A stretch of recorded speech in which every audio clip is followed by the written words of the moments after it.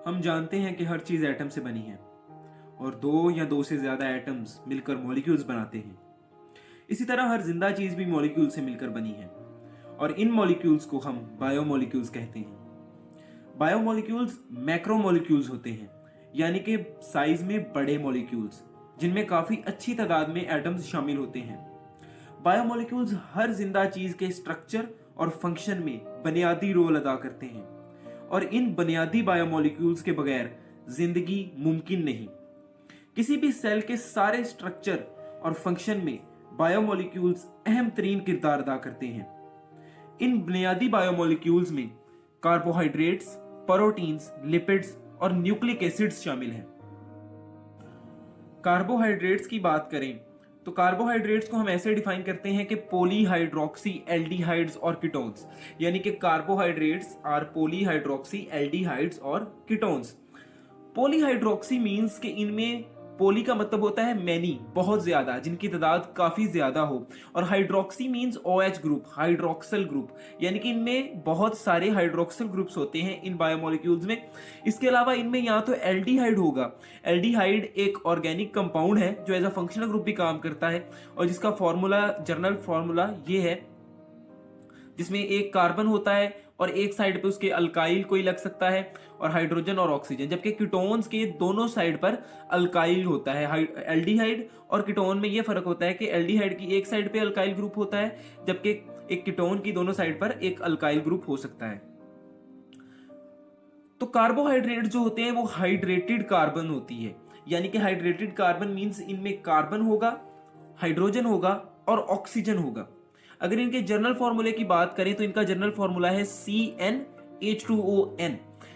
इस जनरल फॉर्मूले से हमें पता लगता है कि कार्बोहाइड्रेट्स में जो हाइड्रोजन और ऑक्सीजन का रेशियो होता है वो वाटर जैसा ही होता है, वो सेम जैसे वाटर में हाइड्रोजन और ऑक्सीजन का रेशियो होता है, यानी कि 2 हाइड्रोजन होंगे तो उसके बदले 1 ऑक्सीजन होगा, 2 हाइड्रोजन और उसके मुकाबले में 1 ऑक्सीजन होगा। इसी तरह कार्बोहाइड्रेट्स में भी कार्बन के साथ 2 हाइड्रोजन होते हैं और 1 ऑक्सीजन रेशो में मौजूद होता है, यानी कि अगर एक कार्बोहाइड्रेट में 2 हाइड्रोजन होंगे तो उसमें 1 ऑक्सीजन मौजूद होगा। तो इनका रेशो तो ये सेम रहता है, लेकिन इस रेशो का भी नंबर वेरी करता है। जहां n लिखा है तो n एक होल नंबर होता है जो 3 से लेकर कई हजार तक भी हो सकता है, यानी कि इसमें कार्बन के नंबर 3 से लेकर कई हजार तक हो सकते हैं और H2O के नंबर भी 3 से लेकर कई हजार तक हो सकते हैं, लेकिन हाइड्रोजन और ऑक्सीजन का जो रेशो है वो 2:1 ही रहेगा। कार्बोहाइड्रेट्स को हम इनके कीटोनिक या एल्डिहाइड होने पर 2 ग्रुप्स में डिवाइड करते हैं। एक होता है एल्डो शुगर जिसमें एल्डिहाइड ग्रुप प्रेजेंट होता है, और दूसरा होता है कीटोन शुगर या कीटो शुगर जिसमें कीटोनिक ग्रुप शामिल होता है।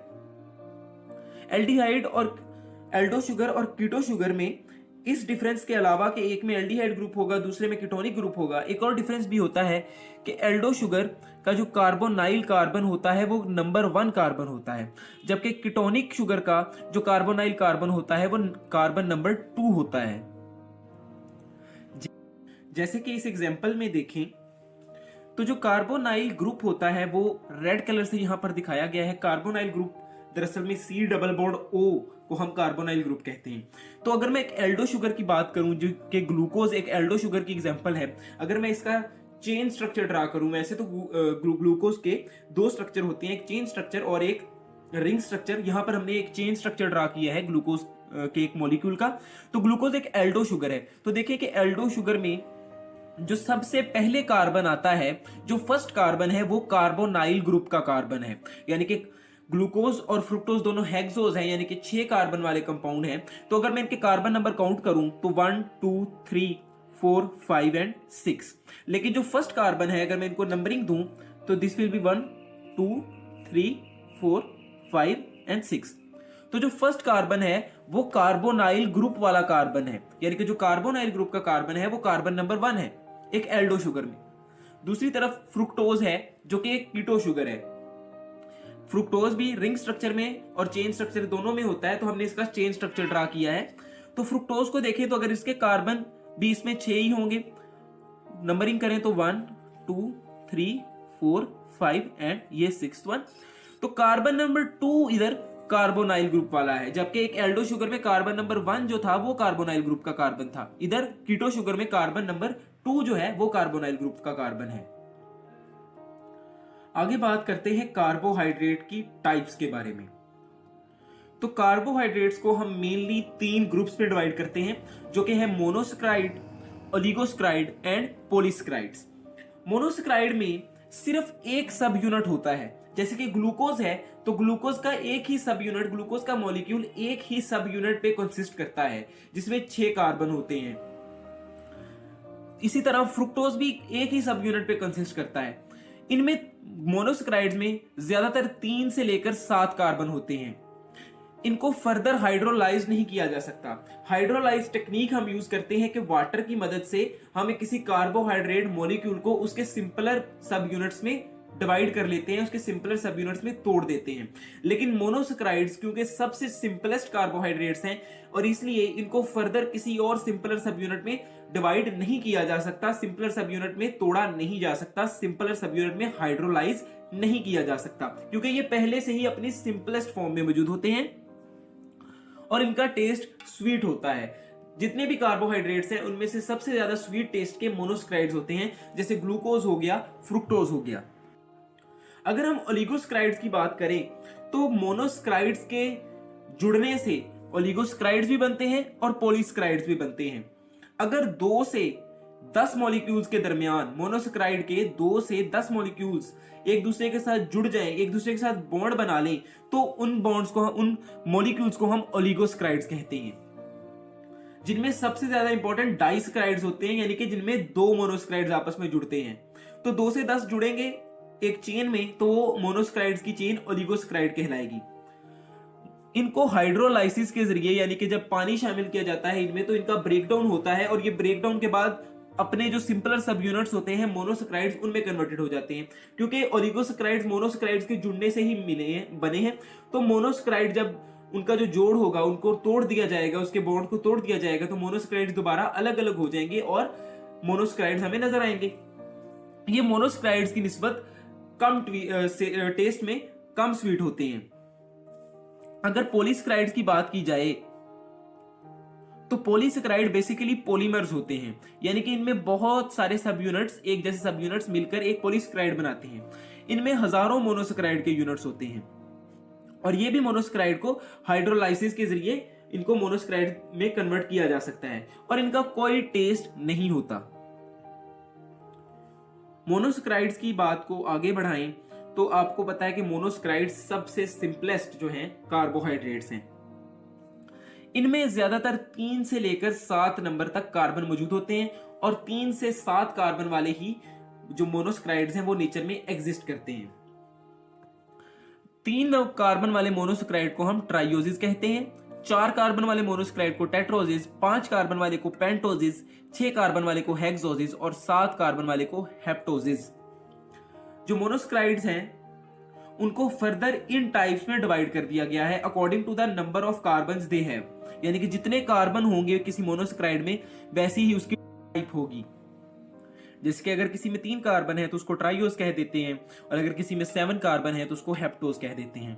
हेप्टोसिस जो होते हैं वो नेचर में बहुत कम मिलते हैं, बहुत रेयर होते हैं, जबकि हेक्सोसिस यानी कि 6 कार्बन वाले जो मोनोसैकेराइड्स होते हैं वो नेचर में सबसे ज्यादा इंपॉर्टेंट होते हैं, क्योंकि इनमें हमारा ग्लूकोज और फ्रुक्टोज जैसे मोनोसैकेराइड्स आते हैं। आप जानते हैं कि ग्लूकोज जो है वो प्राइमरी सोर्स ऑफ एनर्जी भी है और फोटोसिंथेसिस का प्राइमरी प्रोडक्ट भी है। आगे बात की जाए ओलिगोसैकेराइड की, तो ओलिगोसैकेराइड्स जैसे कि आपको पहले बता चुका हूं कि 2 या 2 से ज्यादा मोनोसैकेराइड्स की आपस में बॉन्डिंग करने से वजूद में आते हैं और 2 मोनोसैकेराइड्स के दरमियान जो बॉन्ड होता है उसे हम ग्लाइकोसिडिक बॉन्ड या ग्लाइकोसिडिक लिंकेज कहते हैं। और इस बॉन्ड फॉर्मेशन बहुत सिंपल सी है, जैसे कि मेरे पास 2 ग्लूकोज के मॉलिक्यूल्स हैं, एक ये ग्रीन वाला और एक रेड वाला। इन दोनों ग्लूकोज के मॉलिक्यूल्स के जो ये वाले OH होंगे, एक का लेफ्ट साइड वाला OH और दूसरे का राइट साइड वाला OH एक दूसरे के साथ बॉन्डिंग करेंगे और इस बॉन्ड में राइट साइड वाले का H और लेफ्ट साइड वाले का OH, या लेफ्ट साइड वाले का OH भी हो सकता है और राइट वाले का H भी हो सकता है, it is a random bonding. तो वो दोनों एक दूसरे के साथ बॉन्ड बनाकर H2O बनकर निकल जाएंगे और पीछे बचेगा एक O। जो O ये बच गया था, वो O दोनों कार्बन के दरमियान, यानी कि ये वाले कार्बन, हर कॉर्नर इधर एक कार्बन को रिप्रेजेंट कर रहा है, तो ये वाला कॉर्नर और ये वाले कॉर्नर वाला कार्बन उस O के साथ बॉन्ड बना लेंगे और इस बॉन्ड को हम कहेंगे ग्लाइकोस्टिक बॉन्ड। और इस तरह दो ग्लूकोज के मॉलिक्यूल्स जुड़कर एक माल्टोज का मॉलिक्यूल बना देते हैं। ग्लूकोज जो कि मोनोसक्राइड है और माल्टस जो कि ओलिगोसक्राइड है, और ओलिगोसक्राइड में डाइसक्राइड्स की फॉर्म में आता है क्योंकि इसमें दो मोनोसक्राइड यूनिट्स हैं। तो इस तरह ग्लाइकोस्टिक बॉन्ड के बनने से ना सिर्फ ओलिगोसक्राइड्स बल्कि पॉलीसक्राइड्स, जो जिनमें बहुत ज्यादा मोनोसक्राइड्स होते हैं, वो भी इसी तरह एक लंबी चेन बना लेते हैं और फिर वो पॉलीसक्राइड्स की फॉर्म में एग्जिस्ट करते हैं। उनमें भी जो बॉन्ड होता है वो ग्लाइकोस्टिक बॉन्ड ही होता है। तो सिंपल ग्लाइकोस्टिक बॉन्ड ही है जो एक मोनोसक्राइड को दो मोनोसक्राइड के साथ, दूसरे मोनोसक्राइड के साथ जोड़कर चाहे तो ओलिगोसक्राइड की चेन बना दे और चाहे तो लंबी पॉलीसक्राइड्स की चेन बना दे। अगर हम ओलिगोसक्राइड्स की टाइप्स की बात करें तो इनमें हमें डाइसक्राइड्स, ट्राइसक्राइड्स, टेट्रासक्राइड्स और पेंटासक्राइड्स जैसे मॉलिक्यूल्स देखने को मिलते हैं। Di means 2, tri means 3, tetra means 4 and penta means 5। इससे हमें यह चीज जाहिर होती है कि जिसमें दो मोनोसक्राइड्स के यूनिट होंगे उसको हम डाइसक्राइड कहेंगे, जिसमें 3 मोनोसक्राइड यूनिट होंगे और वो ग्लाइकोस्टिक बॉन्ड से एक दूसरे के साथ जुड़कर ओलिगोसक्राइड की फॉर्म में रहेंगे उसको हम ट्राइसक्राइड कहेंगे। जिसमें 4 मोनोसक्राइड्स होंगे वो टेट्रासक्राइड कहलाएगा और 5 मोनोसक्राइड वाला पेंटासक्राइड कहलाएगा। ओलिगोसक्राइड में सबसे ज्यादा इंपॉर्टेंट ये डाइसक्राइड्स होते हैं क्योंकि हमारे जो असेंशियल बायोमोलिक्यूल्स होते हैं, जो एसेंशियल कार्बोहाइड्रेट्स होते हैं जैसे कि माल्टोज, लैक्टोज, सुक्रोज वगैरह, वो डाइसक्राइड्स होते हैं। अगर पॉलीसक्राइड्स की बात करें तो जैसे कि आप जानते हैं poly means many and saccharides mean sugars. Carbohydrates को शुगर्स भी कहा जाता है।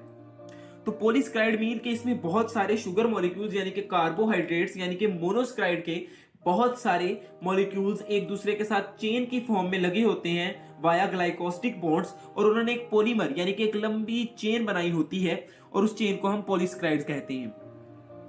नेचर में जो सबसे अबंडेंट बायोमोलिक्यूल है वो कार्बोहाइड्रेट है, और कार्बोहाइड्रेट की वो ग्रुप जो सबसे अबंडेंट है नेचर में वो पॉलीसक्राइड है, और पॉलीसक्राइड का वो मेंबर जो कि नेचर में सबसे अबंडेंट है वो है सेलुलोज। तो अगर हम इनडायरेक्टली कह सकते हैं ये कि सेलुलोज जो है वो मोस्ट अबंडेंट बायोमोलिक्यूल है नेचर में, और सेलुलोज एक पॉलीसक्राइड है। इसके अलावा जो इंपॉर्टेंट पॉलीसक्राइड्स हमें देखने को मिलते हैं उनमें स्टार्च होती है। स्टार्च की 2 टाइप्स हैं। स्टार्च की एक टाइप है एमेलोज जिसमें कोई ब्रांच नहीं होती, स्ट्रेट चेन्स होती हैं पॉलीसक्राइड में और कोई ब्रांच नहीं होती, जबकि अमाइलोपेक्टिन ब्रांच्ड स्टार्च होती है जिनमें ग्लूकोज की बॉन्डिंग भी होती है ब्रांचिंग की फॉर्म में, यानी कि ग्लूकोज की स्ट्रेट चेन के अलावा भी कुछ ब्रांचेस भी उस स्ट्रेट चेन से मिली हुई होती हैं। इसके अलावा ग्लाइकोजिन है। ग्लाइकोजिन एनिमल्स में ग्लूकोज स्टोरेज के लिए इस्तेमाल किया जाता है, यानी कि ग्लूकोज को जिस फॉर्म में स्टोर किया जाता है लिवर्स और मसल्स में, वो ग्लाइकोजिन है। ग्लाइकोजिन को, ग्लूकोज को ग्लाइकोजिन में कन्वर्ट करने के लिए हमें इंसुलिन हार्मोन होता है बॉडी में, और अगर ग्लाइकोजिन को दोबारा ग्लूकोज में कन्वर्ट करना हो तो उसके लिए ग्लूकागोन हार्मोन होता है। जबकि प्लांट्स जो अपना फूड स्टोर करते हैं वो स्टार्च की फॉर्म में स्टोर करते हैं। इसके अलावा सेलुलोज भी होता है जो कि ज्यादातर प्लांट्स में होता है, और प्लांट्स की सेल वॉल का चीफ कंपोनेंट भी सेलुलोज है। इसके अलावा एल्गी की सेल वॉल भी सेलुलोज से मिलकर बनी होती है। काइटिन भी एक पॉलीसक्राइड है। काइटिन जो कि हमें ज्यादातर ऑर्थोपोड्स यानी कि जो इंसेक्ट्स वगैरह होती हैं उनके एक्सोस्केलेटन में देखने को मिलता है। इसके अलावा फंजाई की सेल वॉल में भी काइटिन मौजूद होता है। इसके अलावा पेक्टिन्स भी एक पॉलीसक्राइड है। पॉलीसक्राइड में भी मोनोसक्राइड वैसे ही जुड़े होंगे जैसे कि ओलिगोसक्राइड्स में जुड़े होते हैं, यानी कि ग्लाइकोस्टिक बॉन्ड से, लेकिन फर्क ये होगा कि इनमें चेन्स ओलिगोसक्राइड की निस्बत बहुत ज्यादा लंबी होंगी। हजारों की तादाद में मोनोसक्राइड्स जुड़ सकते हैं एक पॉलीसक्राइड बनाने के लिए। बात करते हैं कार्बोहाइड्रेट्स की इंपॉर्टेंस को बारे में। तो कार्बोहाइड्रेट्स बहुत इंपॉर्टेंट बायोमोलिक्यूल्स हैं जो कि बॉडी के डिफरेंट स्ट्रक्चर्स बनाते हैं। सेल का ऐसा कोई हिस्सा नहीं जिसमें कार्बोहाइड्रेट मौजूद ना हो। इसके अलावा ये एनर्जी का भी एक इंपॉर्टेंट सोर्स है और प्राइमरी सोर्स है एनर्जी का, और रेस्पिरेशन में जो प्राइमरी रिएक्टेंट होता है वो ग्लूकोज होता है, और इसकी 1 ग्राम से हमें 4 कैलोरीज ऑफ एनर्जी मिलती है। और ये डिफरेंट टाइप के फूड्स, डिफरेंट टाइप के खानों में भी मौजूद होता है, जैसे कि शुगर में या मिल्क में भी कार्बोहाइड्रेट्स पाए जाते हैं। इसके अलावा जो हम रोटी खाते हैं, व्हीट होता है, या जितने भी सीरियल क्रॉप्स हैं हमारे पास जैसे कि व्हीट, बार्ले, जितनी भी दानेदार अजनास हैं उन सब में ये मौजूद होते हैं कार्बोहाइड्रेट्स।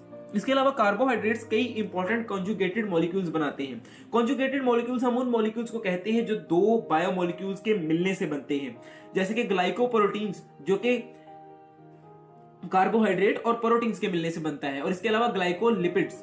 तो ऐसे कॉन्जुगेटेड मॉलिक्यूल्स बॉडी में बहुत इंपॉर्टेंट रोल प्ले करते हैं, जैसे कि जो हमारी एंटीबॉडीज होती हैं, इम्यून सिस्टम का जो हिस्सा है वो ग्लाइकोप्रोटीन्स होती हैं, और ग्लाइकोलिपिड्स और ग्लाइकोप्रोटीन्स हमें सेल मेम्ब्रेन के स्ट्रक्चर में भी देखने को मिलते हैं।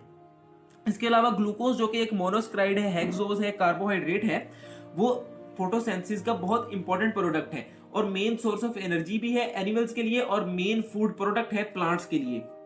इसके अलावा कुछ स्पेशल कार्बोहाइड्रेट्स ऐसे भी हैं जिनके स्पेशल सोर्सेज हैं, जैसे कि फ्रुक्टोज को फ्रूट शुगर कहा जाता है क्योंकि ये फ्रूट में मिलती है। इसके अलावा लैक्टोज जो कि मिल्क में मिलती है, इसको इसलिए मिल्क शुगर कहा जाता है। सुक्रोज जो कि हम आमतौर पर चीनी इस्तेमाल करते हैं, जो कि हमारी टेबल शुगर होती है, हमारे किचन में जो चीनी मौजूद है वो सुक्रोज होती है, जो कि फ्रुक्टोज और ग्लूकोज के मिलने से बनने वाला एक डाइस्क्राइड है।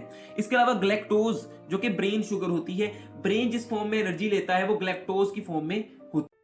Please like the video, share it and subscribe the channel. Thank you very much.